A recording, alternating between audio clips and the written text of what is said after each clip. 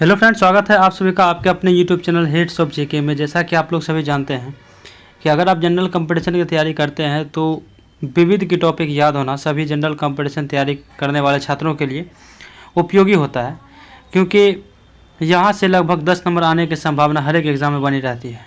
Topic number 1 से लेकर 38 तक मैंने करवा दिया है। आज दो टॉपिक देखेंगे, 39 और 40। अगर आप पीछे वाले वीडियो को नहीं देखे हैं तो प्लेलिस्ट में आपको सारे वीडियो मिल जाएगा, वहां से आप ज़रूर देख लें, आपको बहुत हेल्पफुल साबित रहेगी। तो चलिए शुरू करते हैं। 39 नंबर टॉपिक, ज्ञानपीठ पुरस्कार से सम्मानित साहित्यकार। ज्ञानपीठ पुरस्कार से सम्मानित साहित्यकार। कहा रहा है कि ज्ञानपीठ पुरस्कार भारतीय ज्ञानपीठ न्यास द्वारा भारतीय साहित्य के लिए दिया जाने वाला जो है सर्वोच्च पुरस्कार है। भारतीय साहित्य में जो है सर्वोच्च पुरस्कार दिया जाने वाला कौन है, तो भारतीय ज्ञानपीठ न्यास पुरस्कार। 8वें अनुसूची में शामिल किसी भी भाषा के लिए इस पुरस्कार को दिया जाता है। 8वें अनुसूची में 22 भाषा है, 22 भाषा में से किसी भी भाषा में यह पुरस्कार दिया जाता है। अंग्रेजी भाषा को भी पुरस्कार के लिए विचार किया जाता है। इस पुरस्कार में 21 लाख रुपए। वाग्देवी की प्रतिमा, प्रतिमा का नाम पूछ लेता है कि वाग्देवी की प्रतिमा किस पुरस्कार में दिया जाता है, तो ज्ञानपीठ पुरस्कार में दिया जाता है। और प्रशस्ति पत्र दिया जाता है, वर्ष 2018 में यह पुरस्कार अंग्रेजी साहित्य के लिए पहली बार दिया गया था। 2018 में जो है यह पहली बार अंग्रेजी साहित्य के लिए दिया गया था। ज्ञानपीठ के सूत्रों ने बताया है कि अंग्रेजों को 3 साल पहले ज्ञानपीठ पुरस्कार की भाषा अंग्रेजी है। ज्ञानपीठ के सूत्रों ने बताया कि अंग्रेजी को 3 साल पहले ज्ञानपीठ पुरस्कार की भाषा के रूप में शामिल किया गया था। ज्ञानपीठ की भाषा के रूप में शामिल किया गया था। अब देखते हैं क्या कहते हैं, वर्ष, पुरस्कार, विजेता और कीर्ति, मतलब किस कीर्ति के लिए किसे मिला और कब मिला। पहले मिला आपको 1965 में जी शंकर कुरुप को ओंडा कुंजाई मलयालम भाषा में। ओंडा कुंजाई के लिए मलयालम भाषा में 1965 में श्री शंकर कुरुप को मिला था, श्री शंकर कुरुप को। उसका 1966 में ताराशंकर बंदोपाध्याय को गणदेवता बांग्ला भाषा में, गणदेवता के लिए बांग्ला भाषा में ताराशंकर बंदोपाध्याय को 1966 में। 1967 में के वी पुट्टप्पा व उमाशंकर जोशी को मिला था। रामायण दर्शनम कन्नड़ भाषा में और निषिद्ध गुजराती में। 1968 में मिला था आपको सुमित्रा नंदन पंत। 1968 में सुमित्रा नंदन पंत को मिला था। यह जो मिला था उनको चितंबरा के लिए मिला था, हिंदी में प्रथम बार हिंदी भाषा में प्रथम बार इनको मिला था सुमित्रा नंदन पंत को। किस कीर्ति के लिए, तो चिदंबरा के लिए मिला था सुमित्रा नंदन पंत को 1968 में। ये पूछा जाता है ईस्वी नाम और किस कीर्ति के लिए मिला था, तो चिदंबरा के लिए।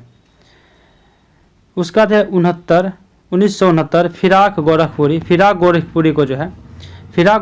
को मिला था गुल ए नगमा के लिए उर्दू में प्रथम बार। उर्दू भाषा में जो है गुल ए नगमा कीर्ति के लिए फिराक गोरखपुरी को 1969 में ज्ञानपीठ पुरस्कार मिला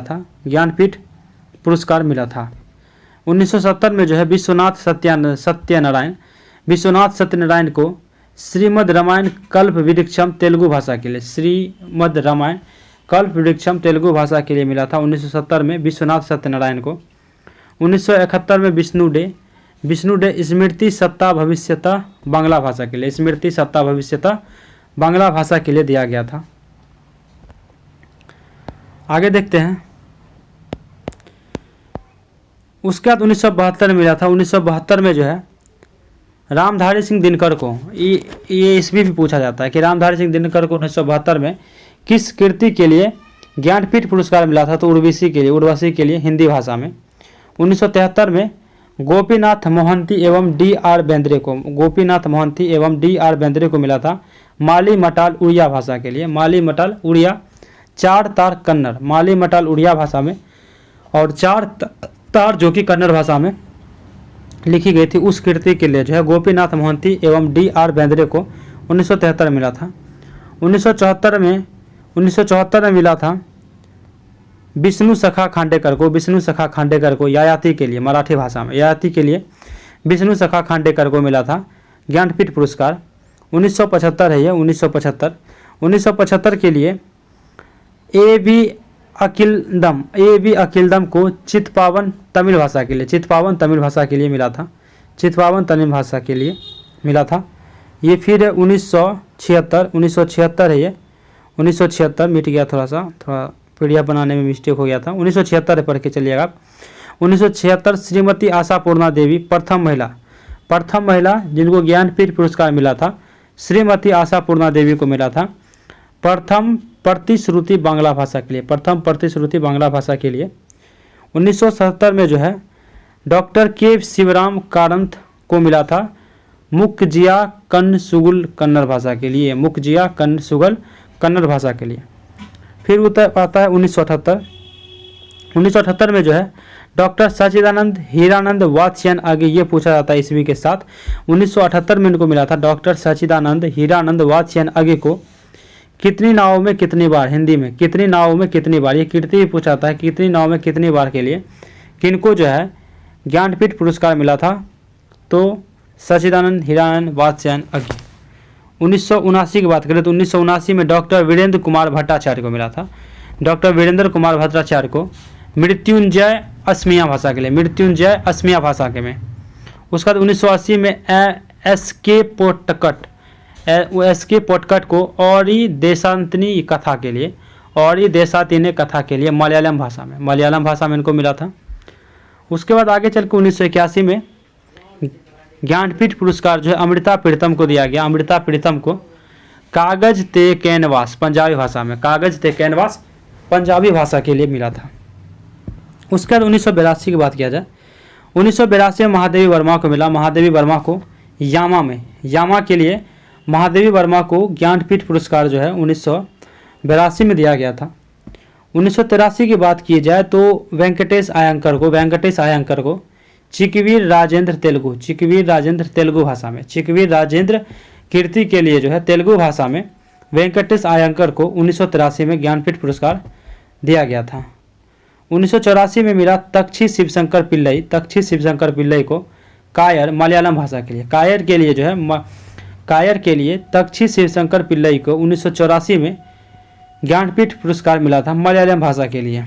1985 की बात की जाए पन्नालाल पटेल को मिला था 1985 में मानविनी भवाई गुजराती भाषा के लिए, उसके बाद 1986 की बात की जाए तो सच्चिदानंद राउत राय को मिला था ज्ञानपीठ पुरस्कार उड़िया साहित्य के लिए। कौन साहित्य के लिए? तो उड़िया साहित्य के लिए। 1987 में बात की जाए तो विष्णु वामन सिरवाडकर को मिला था मराठी साहित्य के लिए ज्ञानपीठ पुरस्कार 1987 में। आगे 1988 की बात की जाए तो डॉक्टर सी नारायण रेड्डी को तेलुगु साहित्य के लिए, किस साहित्य के लिए? तो तेलुगु साहित्य के लिए मिला था ज्ञानपीठ पुरस्कार। उसके बाद 1989 की बात की जाए तो 1989 में करतूल एन हैदर को उर्दू साहित्य के लिए मिला था। कौन से साहित्य के लिए? तो उर्दू साहित्य के लिए ज्ञानपीठ पुरस्कार मिला था।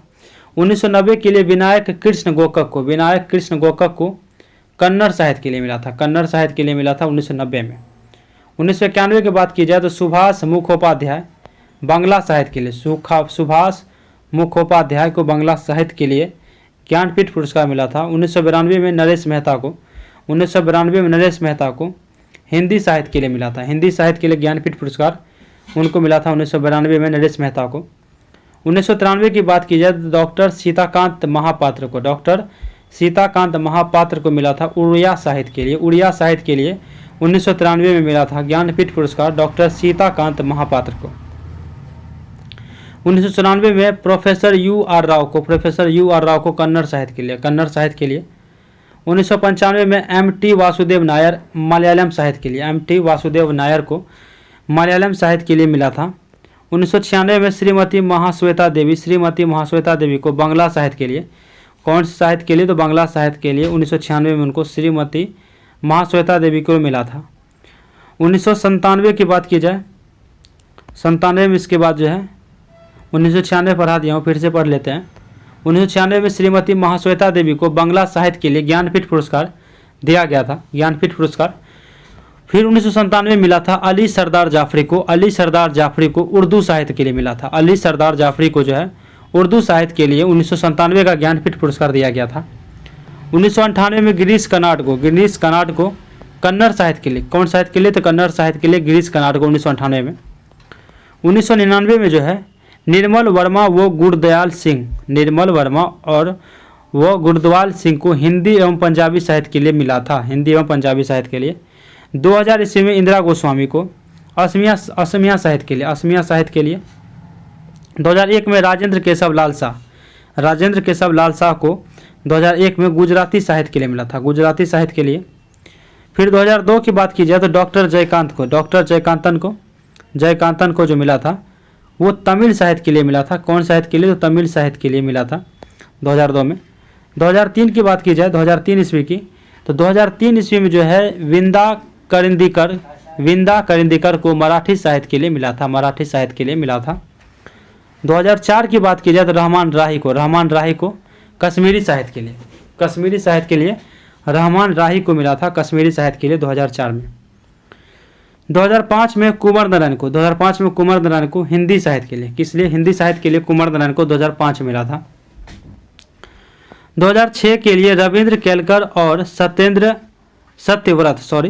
2006 में जो है रविंद्र केलकर और सत्यव्रत शास्त्री को मिला था ज्ञानपीठ पुरस्कार, किस लिए, तो कोंकणी व संस्कृत साहित्य के लिए क्रमशः मिला था।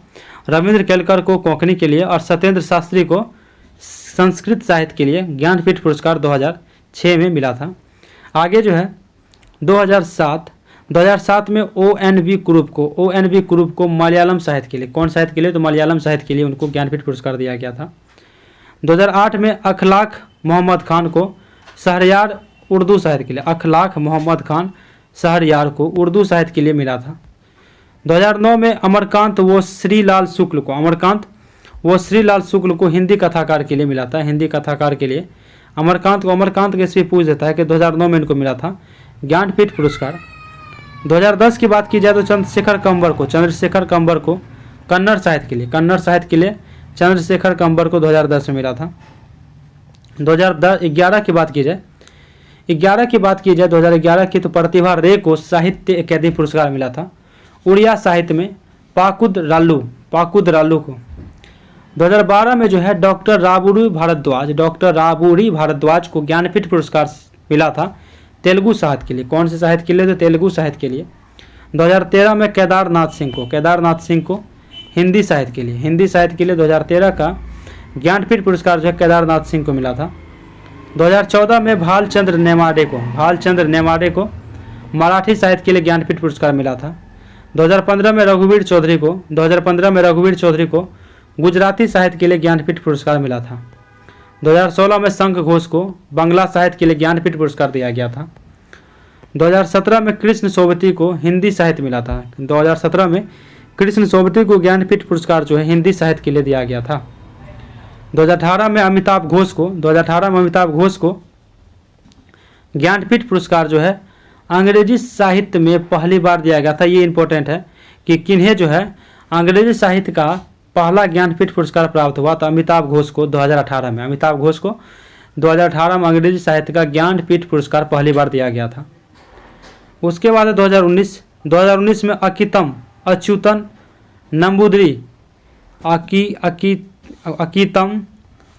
नंबूदरी को जो मलयालम साहित्य के लिए मिला था 2019 में। 2021 की बात की जाए, 20 में नहीं दिया गया था, कोविड था उसमें।